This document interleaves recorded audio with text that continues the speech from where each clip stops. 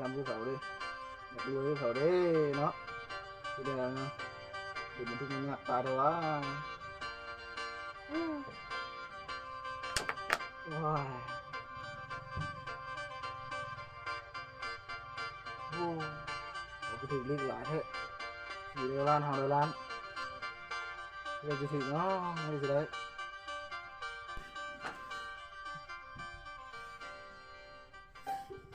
เดี๋ยวถึงเล็ก400 ล้าน500 ล้านนะไปขอเล็กกับต้นไม้บ่ต้นไม้ศักดิ์สิทธิ์บ่มาเถอะผีเอาให้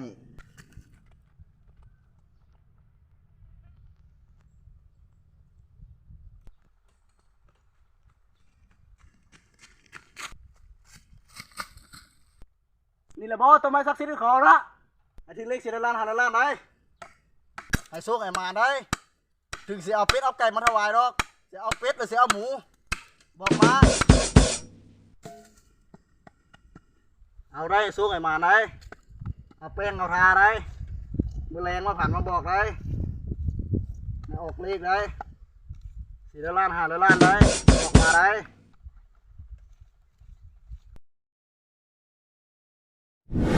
มึงไม่เห็นอย่างอยู่นี่นู่นถุงยาปากหมองเลยนะกูมาขอเลขมึงเป็นไผกูเป็นผีมีสิ่งสถิตต้นไม้นี่ละมึงเป็นอะไรแท้คือกล้ามาขูดมาฟันเงินกูแล้วกูขาดทุกข์ขาดยากกันแล้วสามารถขอเล่นหาตูบอกขอหลายจะเอาเป็ดหรือจะเอาไก่หรือจะเอาหมูบอกมาบอกกูบ่ให้กูได้มาเขาวันนี้มันคู่คนกูได้ถือกับมือให้ก้นขี้มึงจะให้กูบ่ให้อ่ะกูบ่ให้กูบ่ยันมึงจะให้กูบ่ให้เขาบ่ให้กูพันหัวมึงกูบ่ยานมึงดอกเฮ้ยมันหายไปไหนวะมึงเก่งมึงออกมาเก่งแค่จริงนะมึงใส่กูบ่ยานมึงดอกกูบ่ยานปืนกูมีอาคมมึงสิบอกกูคือบ่บอกโอ้ยขอยอมแล้วกูบอกคือบอกเอามึงไปอยากตายรอบ2โอ้ยกูขาดสิบอกแล้วสิเอาเล็กแค่ตัวตาใจได้5-6 ตัวไปแล้วโอ้ยบุญกูบ่ถึงกูให้ได้อยู่2 ตัว2 ตัวก็เอาอยู่ใส่แนวใดบอกมาเอาบ่จะคูจะควันหันละ30ยังคักซัดแจ๋วเอา30นั่นละมีหน้าขายหน้ามีเลือดขายเลือดมีเงินขายเงินมีเมียขายเมียมีงัวขายงัว30ออกแท้บ่แท้ไม่นาทีมึงแล้วตาใส่กระไปโดยเฮ้ยไปใส่แล้วหลอกไปเฮ้ยโอ้พี่5ปืนลั่นดีที่บุตรหักกูนะ30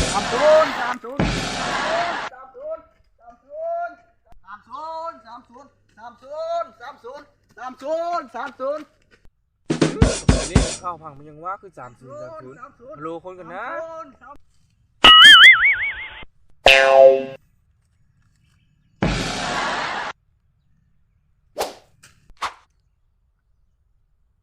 โอ้คือเหม็นวะคือขี้พี่ฮาบอกไปเลย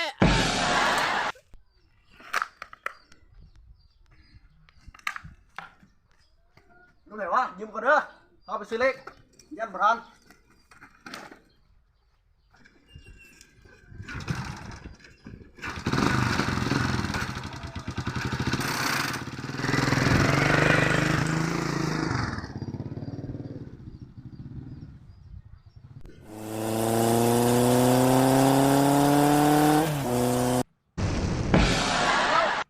เจ็บไหล่บ่เสียว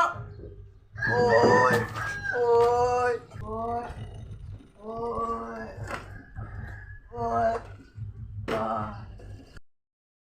เก็บหลายบ่เสียไปนอนก่อน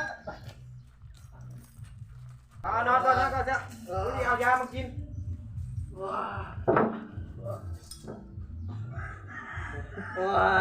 นอนหายิ่งไปเสียเดี๋ยวกูไปเอายามากินก่อน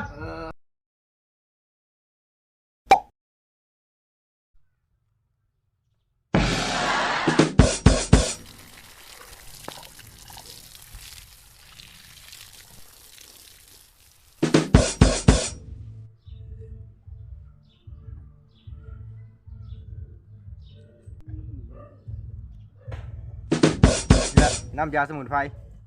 โอ้ยโอ้ย เอาเซลลูกมากินยา เอ้ย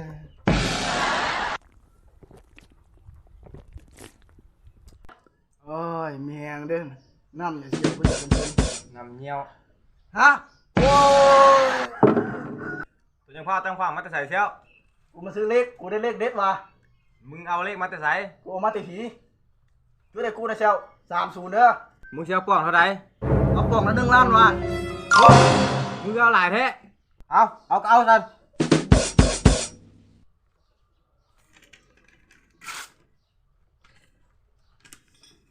เงินดิ กินด้วยก่อนแล้วกูจะขายน้ำให้รวยแล้วกู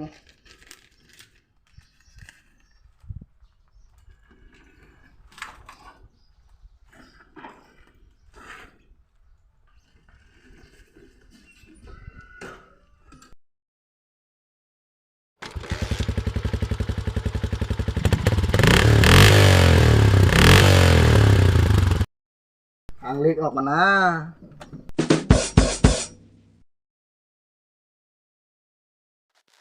เลขที่ออกได้แก่หมายเลขสาม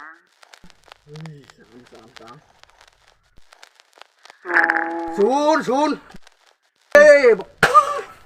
เย้ถึงแล้วโอ้เย้กูรวยแล้วเย้รวยมื้อนี้ต้องรวยเย้เงินหลังไอ้น้อยนี่กูจะจุดทีมกูเสียใหม่กูรวยแล้ว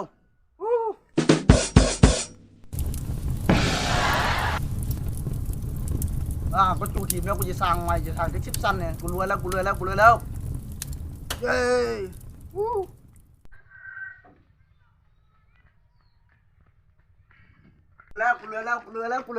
จะเอาบินไปขึ้นเงินก่อนนะกูจอยใส่เนาะ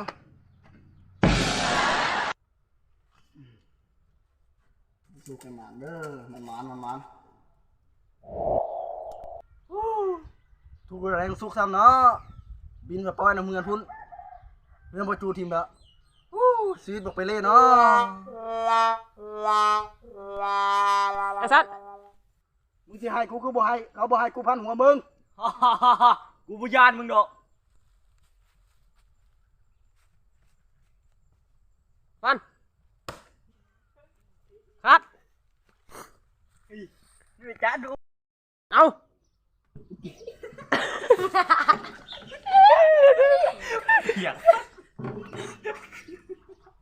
เดี๋ยวมันยกกันจะเลือดจะได้มึงบอกยกขึ้นเลยไหมอะไร เอ็กซัน เอาให้หลัง เอาไป นี่แหละบอกขอตุ้มกูไม่ เป็นจิตโต้กับเฟส